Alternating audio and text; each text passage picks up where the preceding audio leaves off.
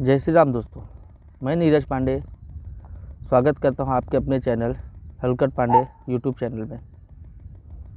आज की कहानी जो है, अच्छा बता दूं कि मैं कल बाहर गया हुआ था, इसलिए थोड़ा कहानी कल की लेट आई थी आज, लेकिन आज सही टाइम पे आ गया हूं। तो आज की कहानी मैं यहीं से स्टार्ट करूंगा। शाम को अभी 6 बज रहे हैं और थोड़ा सा जंगल का इलाका है। ट्राइपॉड न होने के नाते मैं आपको इस जंगल के बारे में दिखा नहीं सकता, लेकिन जल्दी आपको इस जंगल की मैं कहाँ बैठ के वीडियो बना रहा हूँ इसके बारे में जानकारी दे दूँगा। आज की कहानी जो है वो मुंबई से ये कहानी शुरू होती है और कहानी है लगभग 2007-8 के आसपास की। यूपी से चलकर दो लड़के मुंबई आए। मुंबई में उन्होंने एक जॉब शुरू किया अंधेरी में।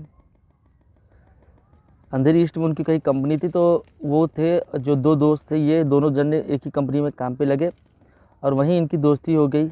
अच्छा सॉरी, जो दोनों दोस्त थे उसमें था एक रमेश पांडे, दूसरा मनीष शर्मा। और उसी कंपनी में काम करने वाला एक आदमी था, उस लड़का था, उसका नाम था स्वप्निल पाटिल। ये तीनों मुंबई के अंधेरी इलाके में एक फैक्ट्री में तीनों एक साथ में जॉब करते थे। फिर क्या हुआ था यहाँ पे कि ये लोग काम करते करते इनकी इतनी गहरी दोस्ती हो गई कि को क्या बताएं। वो कहते हैं कि हम लोग कंपनी से छूटने के बाद हम लोग जहाँ भी जाना, घूमना फिरना जो भी है, ये तीनों दोस्त एक साथ करते थे। तो ये एक मराठी दोस्त है, दो यूपी के दोस्त हैं, और एक पांडे है और एक मनीष शर्मा। अच्छा, कुछ दिन बीता, करीब इन्होंने 6 महीने एक साथ काम किए। इसके बाद में जो स्वप्निल पाटिल था, उसकी शादी फिक्स हो गई। तो वो 1-1.5 महीने की छुट्टी की लेकर वो अपने गांव महाराष्ट्र के रायगढ़ ज़िले के खपोली शहर पहुंच गया। खपोली शहर से उसका घर जो है, खपोली एक स्टेशन है रायगढ़ ज़िले का, वहाँ से इसका जो घर है वो करीब 20-25 किलोमीटर दूर है।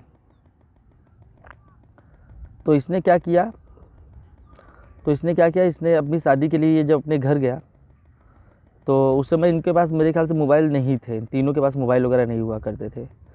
तो वहाँ से वो 1 दिन की छुट्टी लेकर गांव से 1 दिन के लिए मुंबई आया और अपनी शादी का कार्ड इन तीनों को देकर दोनों को दिया, रमेश पांडे और मनीष शर्मा को। देने के बाद में उसमें जो एड्रेस दिया था वो एड्रेस भी दे दिया कि इस एड्रेस पे तुमको आना है। और ये दोनों जो दोस्त थे, इन दोनों ने क्या किया कि उन्होंने कहा हाँ हम शादी में ज़रूर आएंगे। और ऐसा कहकर ये जो है रमेश पांडे और मनीष शर्मा, ये दोनों जन ने उसकी विदाई की और वो अपने घर चले गया। अब बात आई गई होगी, क्योंकि फ़ोन मोबाइल तो था नहीं कि रोज़ रोज़ फ़ोन पर बात हो।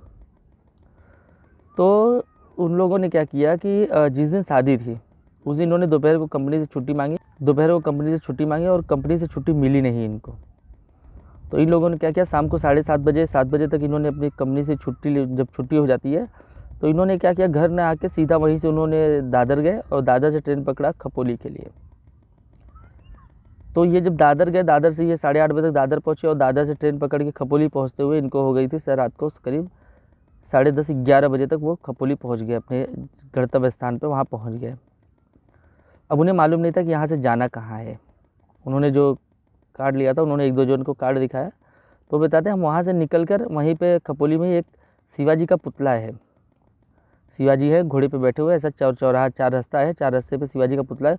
वहाँ पहुँचे और वहाँ से उनको जहाँ जाना था वहाँ के लिए गाड़ी नहीं मिल रही थी। मतलब उस समय पे बोलते हैं कि रिक्शा वगैरह इतना मिलता नहीं था। तो हमने जब किसी से पूछा तो उन्होंने कहा यहाँ से 10 किलोमीटर है।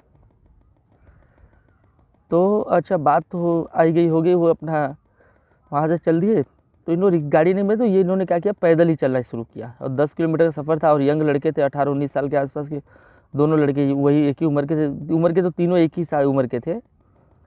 तो ये लोग ने वहाँ से पैदल चलना शुरू किया।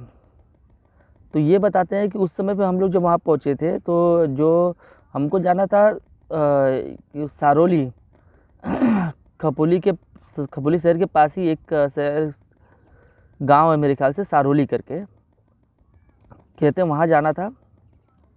तो हम वहीं से पैदल जब निकले तो वहाँ पे मेला लगा हुआ था।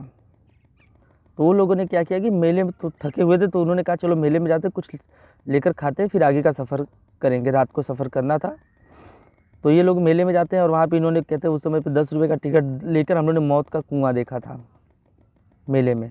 और मेले में जब खाना पीना जो भी उन्होंने नाश्ता वगैरह करना था किया उन्होंने, और फिर वहाँ से निकल गए। तो कहते उससे और आगे आए तो उस समय पे एक वहाँ पे भूषण स्टील कंपनी थी, बहुत बड़ी स्टील कंपनी थी। अब आज है कि नहीं पता नहीं, क्योंकि बात बहुत पहले की बता रहे थे। तो भूषण स्टील कंपनी के बाजू से होते हुए ये लोग एक पता नहीं कोई गांव था, वो गांव में छोटा सा गांव था, बोले वो गांव में पहुँचे, करीब उसमें बज गए थे 12:30 बजे के आसपास, और अनजान रास्ता। तो वहाँ पर उन्होंने एक आदमी मिला, तो उन्होंने आदमी से जब एड्रेस पूछा तो उसने कहा कि हाँ यहीं से चले जाओ, आगे जाओगे एक नदी है, नदी का पुल है, पुल जैसे ही क्रॉस करोगे आपका गांव आ जाएगा। तो ये लोग अच्छा उस रास्ते पे चल दिए। तो ये अच्छा पूरी रास्ते पे अकेले हैं, वो सब मोबाइल भी नहीं था, टॉर्च भी नहीं थी इनके पास, फिर भी वो लोग उन्होंने बस इतना देखा कि रोड है तो रोड पे कोई खतरा नहीं, वो रोड पे चले जा रहे हैं। तो अचानक रमेश को आभास हुआ कि पीछे से किसी ने हाथ रखा है। जब वो पीछे मुड़ कर देखा तो कोई नहीं था वहाँ पर।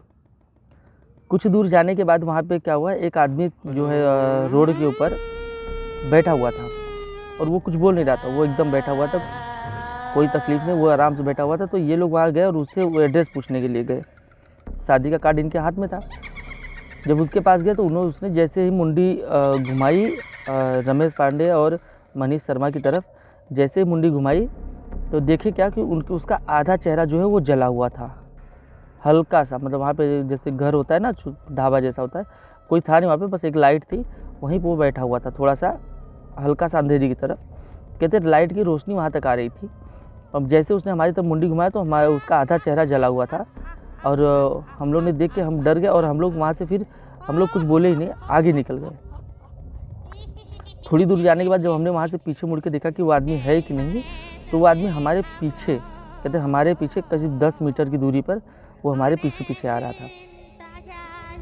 और तो हम लोग जब हमने उसे पीछे मुड़कर देखा, जब वो हमारे पीछे आ रहा था, तो हमने उसके वो आगे वो पीछे चल रहे, हम आगे चल रहे, तो उसने हमको इशारा करा रुकने के लिए, हम लोग रुक नहीं रहे थे। तो भी एक बार हम लोगों ने हिम्मत जुटाई और वहाँ पे रुके, और जो मेरे साथ मनीष शर्मा था, उसने, रमेश पांडे कहते हैं कि जो ये मनीष शर्मा था, उसने उससे कहा कि 1 मिनट रुक के देखते हैं, अगर ऐसा कुछ खतरा लग रहा है तो तुरंत मारेंगे, क्योंकि वो भूत कम इंसान की तरह लग रहा था। तो मनीष शर्मा इतनी हिम्मत दी और ये प्लानिंग हुआ कि अगर वो कुछ अगर ऐसा करता है तो हम उसको मारेंगे। अच्छा, मनीष शर्मा के कहने पर जो रमेश पांडे थे वो तैयार हो गए और ये लोग रुक गए। तो जैसे ही ये लोग रुके तो वो भी वहीं पे रुक गया। इन लोगों ने उसे आवाज़ दी तो वो पीछे की तरफ जाने लगा, और मनीष शर्मा ने ये कहा कि नहीं रमेश, ये आदमी है, तो भूत होता तो ये हमारे पास आता, और ये आदमी है, ये पीछे भाग रहा है, पकड़ते हैं उसको। जब ये लोग उसके पीछे दौड़े और वो थोड़ी दूर तक दौड़ा, इसके बाद में वो खुद ही गायब हो गया। जो आदमी था, जो डरा, जिसका आधा चेहरा जला हुआ था, वो खुद ही गायब हो गया। इन्होंने देखा अब इनकी सबसे ज़्यादा हवा टाइट यहाँ पर हो गई। अब इन्होंने क्या किया कि अच्छा, ये लोग ने अपना एक दूसरे का हाथ पकड़ा और फिर अपने जहाँ उनको जाना था उस तरफ जब चलने लगे। डर तो लग रहा था इनको, तो इन्होंने ये क्या करते थे, जैसे अगर कोई गाड़ी आ रही है, उसकी जो रोशनी होती थी, उस रोशनी में ये थोड़ा फास्ट चलने की कोशिश करते। ऐसे ही करके ये थोड़ा थोड़ा आगे बढ़ रहे थे, और अचानक में ये कहते हैं कि हम लोग आपस में बात करते कर ही रहे थे कि सामने से जैसे वो आदमी फिर हमारे सामने आया, और हमने जैसे उसको हाथ लगाया, कहते वो हाथ में आया ही नहीं हमारे। वो आदमी को जब हमने हाथ मारा तो वो आदमी हाथ में आया ही नहीं हमारे, और हमको पक्का पता है कि हमने उसके ऊपर हमारा हाथ उसको टच कर गया था, लेकिन हम देख रहे थे कि लेकिन वो जो हाथ था वो उसके शरीर के आर पार चले गया। अब इनकी वो जो हवा टाइट हुई तो ये दोनों ने क्या किया, भागना शुरू किया, और ये जो भूत था ये उसके पीछे भाग गया। कुछ दूर जाने के बाद में जब इन्होंने देखा कि कुछ दूर जाने के बाद में, कुछ दूर मतलब 100-200 मीटर दौड़े रहेंगे, इसके बाद में क्या हुआ, ये दोनों का कम्युनिकेशन जो था वो फेल हो गया। यानी रमेश कहीं और भाग गया और मनीष शर्मा कहीं और भाग गए। तो जो मनीष शर्मा थे वो कहीं और भागे, और जो रमेश थे वो थोड़ा सा उसी रोड पे आगे की तरफ भागे, और वो आगे जब भागे तो देखे आगे गांव है, तो वो गांव में भागे। तो गांव में कैसा है, नॉर्मली गांव के जस्ट पहले ही, मतलब गांव में ही समझिए, एक ढाबा था।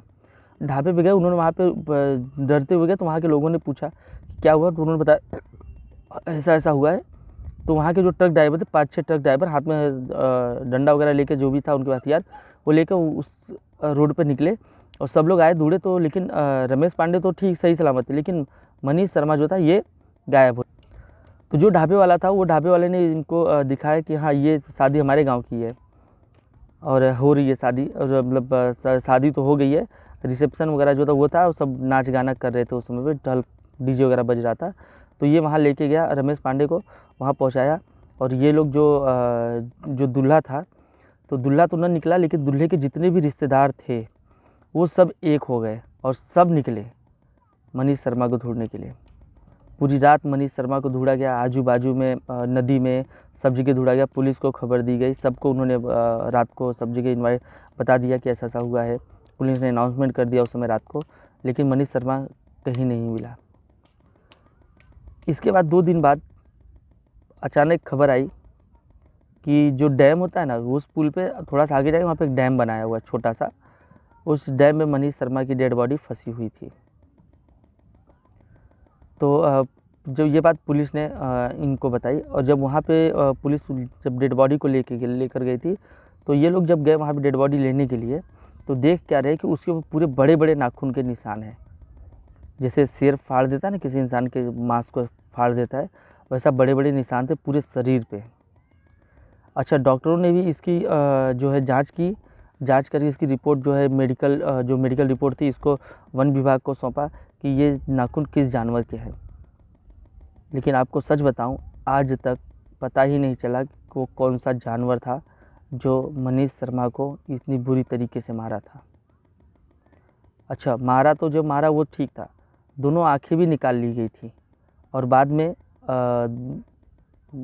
खबर ऐसी आई थी कि वो आंखें भी पुलिस को मिली थी, जो हाईवे के किनारे एक झाड़ी में पड़ी हुई थी।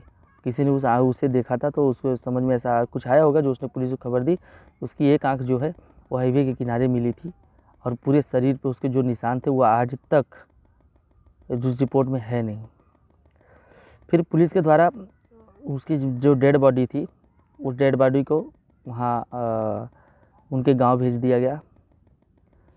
आज भी बताते हैं रमेश पांडे कि स्वप्निल का घर मैंने देखा है। मैं जब भी मुझे मौका मिलता है, 2 महीने, 4 महीने, 6 महीने, कभी कभी 2-2 साल, कहते हैं मैं इस बार जब गया था 5 साल बाद उसके घर गया था। स्वप्निल से मुलाकात नहीं हुई थी, स्वप्निल मेरा नंबर नहीं था, कुछ नहीं था, लेकिन जब मैं उनके गांव पहुंचा, तो ये जो मेरा जो चेहरा है वहाँ के गांव के हर एक इंसान पहचानते थे। 2007 की बात है, और आज भी उस गांव में जब मैं जाता हूँ तो मुझे सब पहचान जाते हैं, मैं कौन हूँ, क्यों आया था, क्या होता। मेरी वो कहानी फिर से ताज़ा हो जाती जब उस गाँव में जाते हैं। और उस गाँव के लोग बताते हैं कि ऐसा ही भूत, मतलब किसी को अभी तक हानि नहीं पहुँचाया है, किसी को मारा नहीं, किसी कुछ नहीं, लेकिन जो ट्रक ड्राइवर्स हैं वो जो रास्ता है, वो रास्ते पे एक ही वो ढाबा था, वो ढाबे बैठे तो वो बताते हैं कि हम लोग जब देखते हैं तो एक आदमी है जिसके शरीर पे से नाखून के निशान है, उभरे हुए नाखून के निशान। जो मनीष शर्मा के ऊपर जो निशान थे वो निशान गहरे थे, जो उसे फाड़ा गया था। लेकिन ये जो इंसान दिखता है, ये कहते हैं ये सिर्फ चड्डी पहनता है, और रात को हाईवे के बगल से चलने वाले ट्रक के बगल से ये गुजरता है, और ये दिखता अच्छे से है, लेकिन इसकी आँख नहीं दिखती। तो वहाँ के लोगों को ये शक है कि ये जो भूत जो दौड़ता है और ये कुछ नहीं करता। ये बताते हैं कि कहते हैं हम लोग भी रात को आते जाते हैं, हम लोग को तो अभी आज तक कैसा नहीं था, लेकिन जो ट्रक ड्राइवर वो बताते हैं कि रात को जब वो गाड़ी लेकर इस रास्ते से गुजरते हैं, तो एक आदमी है जो ट्रक के जस्ट बाजू से लाइट जलती है ट्रक की, उसके बाजू से ही कहते हैं कि वो दौड़ता है और ट्रक के साथ रेस लगाता है।